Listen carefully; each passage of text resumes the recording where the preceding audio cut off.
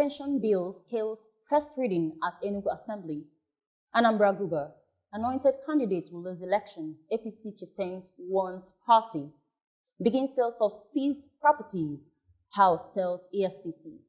And now the news in full. A bill for a law to provide life pension for the former governor and deputy governor of Enugu State has scaled through first reading at the Enugu State House of Assembly. The executive bill, which was presented for first reading during the plenary in Enugu on Thursday, sought to provide pension to the governor and his deputy after serving their tenure in office. The piece of legislation would make the former governor or a deputy governor entitled to receive gratuity as well as pension for life at the expense of the state government. Ahead of the November 6, 2021 gubernatorial election in Anambra State, some chieftains of the All Progressive Congress, APC, have urged the national leadership of the party to resist the temptation of anointing any candidate. Specifically, the chieftains said that anyone who emerges as a candidate of the party without the people's input will occasion the party's failure at the polls, citing Zamfara, Rivers, and Bayelsa states as typical examples. Coming under APC Patriots, Anambra chapter, the party faithful contended that credible, rancor-free primaries were a condition for an APC victory in governorship election. The Southeast Governors Forum yesterday said there was no land for ranching in the region. Speaking through its chairman, Governor Dave Umahi of Ebonyi State, the governors explained that there will be no land for ranching among the states in the region as contained in the National Livestock Transformation Plan, NLTP, of the federal government. The governor said that given the scarcity of land in the region, the states would not participate in the ranching arrangement of the NLTP. He, however, said the region embraced other forms of the program.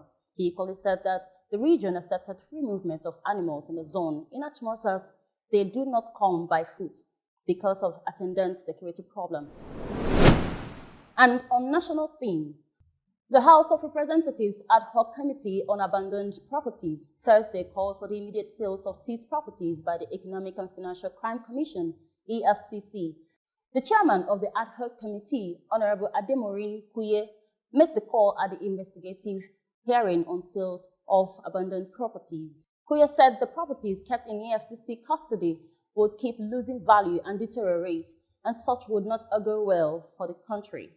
The lawmaker, who recalled that the federal government said that part of the 2021 budget would be financed from sales of properties, said that if the properties were kept without selling them, it would affect the budget. And now sport. The Tigers have a lot of things to fix if they are to mount a proper challenge at the Afro Basketball Tournament in Rwanda, and the 2020 Olympics captain of the team, Ike Diogo, has said. Diogo, who was a member of the team at the London 2012 Olympics, said following the conclusion of the Afro Basketball qualifiers last month, players must strive to remain in good shape ahead of the Tokyo Games. He said, and I quote, "The goal is for everybody to go back to their various clubs, stay in shape, and meet back in the summer of the 2020 Olympics," the 37-year-old legend said. Diogo, the longest-serving player in the national team, made his Afro-Basket debut in 2013, topping the scoring charts in Cote d'Ivoire with 21.9 points per game, despite the Tigers finishing 7th after quarter-final loss to Senegal.